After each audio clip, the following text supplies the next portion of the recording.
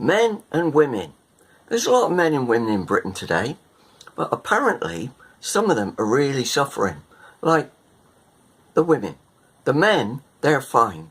What this programme was saying on television just the other day was you have to look at the fact that in Britain, if you consider the FTSE 100 companies, so they're the biggest companies in Britain and they all get into the FTSE 100 index. Now, how many of them have a chief executive that's a woman out of those 100?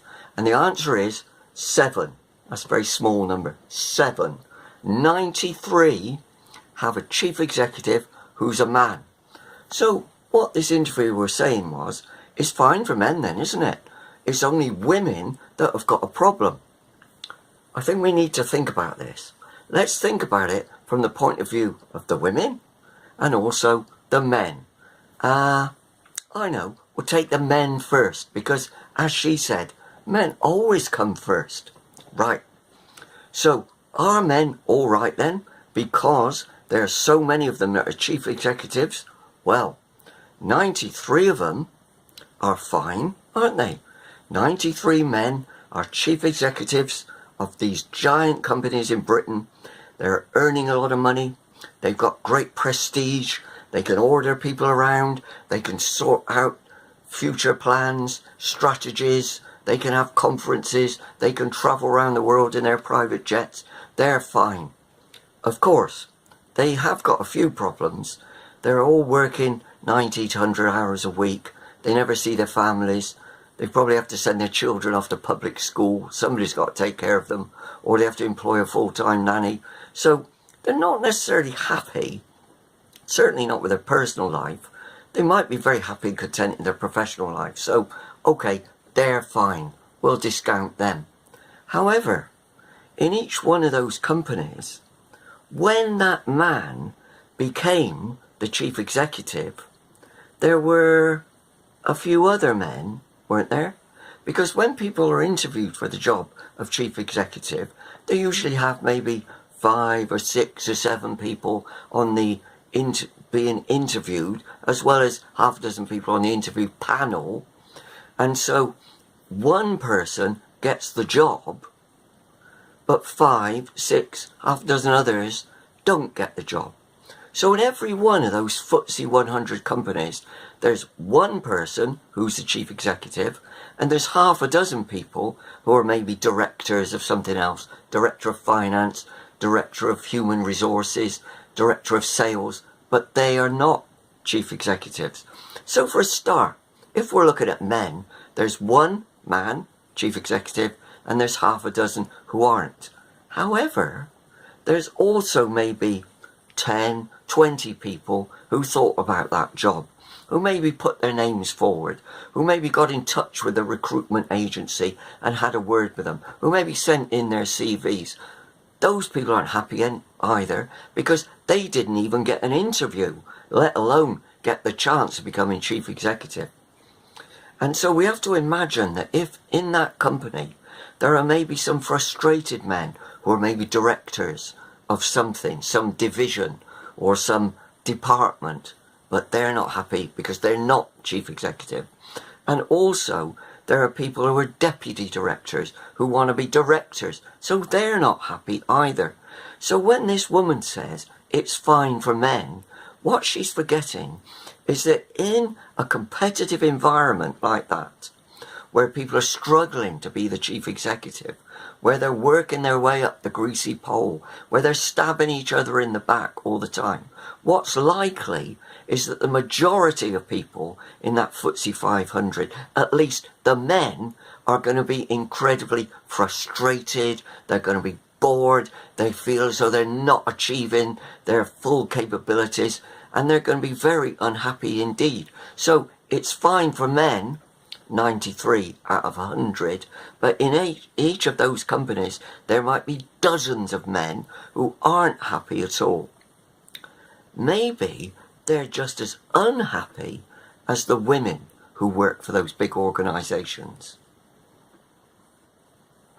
Now let's talk about women. Okay, 7 companies in the FTSE 100 have got chief executives that are women. So they're very happy because they've got what they want. And surely every woman in those 7 companies is very happy because they've got a boss who's a woman. The person who was giving this talk on the television seemed to think that that was the point. The point was it was men versus women. And therefore, if women were winning, if women were at the top of the tree, then all women would celebrate everywhere and we'd all be very happy.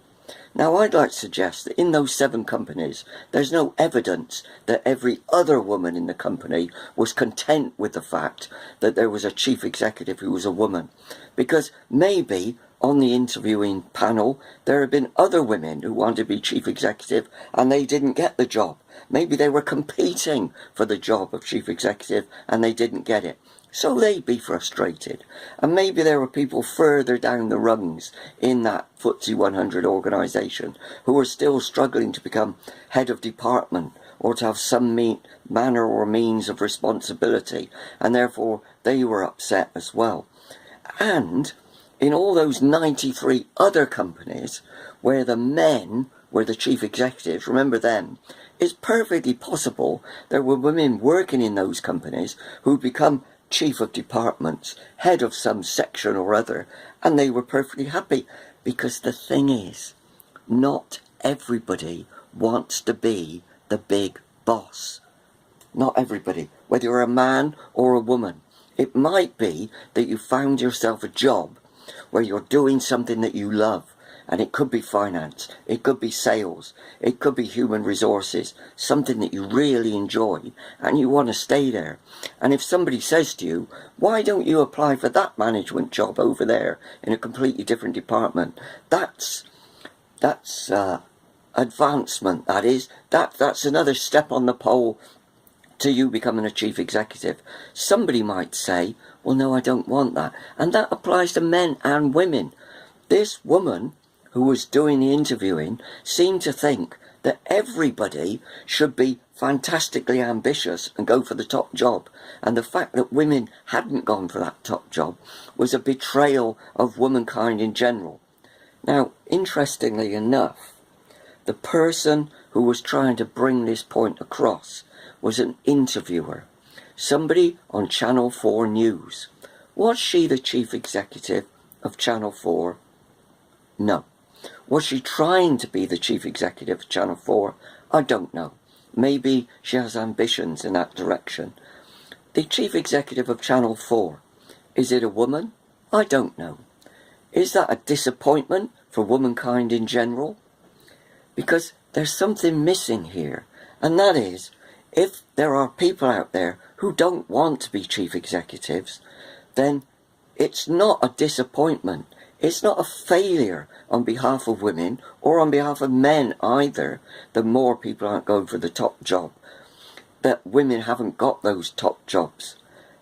It's only a disappointment for the people who want the jobs. So let's talk about people who want the jobs. Some men want the job of chief executive, some women want the job of chief executive. Should there be a level playing field which allows everybody to apply for that top job? Well, of course there should be. What the man was arguing, who was being interviewed, was that there should be equality of opportunity. If you want to be a chief executive, you should be able to go to the top universities, get your qualifications, join a company, get your experience. Whether you're a man or a woman, you should be able to get that experience and then work your way up. That's fine. That is equality of opportunity. If it's a question of forming a queue, the people who want to be chief executive come in, form a queue over there. Whether you're a man or a woman, you're going to have an equal chance. That's absolutely fine. But finding some disappointment in the fact that it hasn't turned out the way you would have liked society to be. So, just like in the Houses of Parliament in Britain, if you look in the House of Commons, there's 650 MPs and maybe a third of them are women. That's not half. There's half the people of Britain are women. Why isn't it that half of their representatives are women? Being an MP is a horrible job. You have to work long hours, you're away from your family, everyone's making demands on you, and asking you to do things for them. Not everybody wants that job. Should there be equality of opportunity? Of course there should be. And if you want to make the numbers up, the only way you're going to do that is by having, well, something like what the Labour Party did, by saying that in a particular constituency there had to be a women-only shortlist. When they said that, people were up in arms. This is awful. Why should we be forced to have a woman as MP? Surely we should be able to choose who our candidate is. But if you want to manipulate society, if you want to change society, then you have to change the rules. And if the rules say at the moment, yeah, sure, anybody can be a chief executive, and it hasn't worked out, then maybe you need to change the rules to make sure you bring in more women and they become chief executives. There has to be a transition. That's fine. But what the man said that made sense was, there's a difference between equality of opportunity, which is patently a good thing, and equality of outcome. In other words, if everybody has the opportunity, but people choose not to take it up, that's their choice. We've all got a choice. I'm not an MP. I'm not sure I chose not to be an MP, but I'm sure I could apply, even though I'm a man, but I choose not to be. And that's the crunch, isn't it? That if people can choose the career that they want, choose the job they want, choose to do the things that they want in life, and they can overcome any barriers or hurdles that are put in their way, that's absolutely fine. But looking at numbers and saying something's gone badly wrong because there's only 7 of the FTSE 100 companies that have got women as CEOs, that's trying to simplify matters and saying that chief executives should reflect the general population. Isn't it obvious that people who are chief executives are not normal people, and that it's very hard to find somebody who wants to be a chief executive, who's got the experience and qualifications and can be good at being a chief executive, because being a chief executive is not the kind of person that you want to meet at a party. It's not the sort of person that you want to move in next door. It's not the sort of person you want to meet on a train. Not really. It's not the sort of person that a normal person can have a conversation with. So, if anybody set out to be a chief executive, I say to them, well done. If you're a woman and you became a chief executive, extra well done. If you're a woman and you decide not to be a chief executive, then that's your choice. If you're a woman and you want to be a chief executive and the men have erected barriers in your way, then yes, let's work together and take those barriers down. But note, to take barriers down, it needs the cooperation and the involvement and the input of men and women. You cannot make a fairer society by simply assuming that the women have to be somehow levered up into positions, some of which they might not want, in order to give an outcome that looks as though, in terms of numbers, it's fair. That's not fair.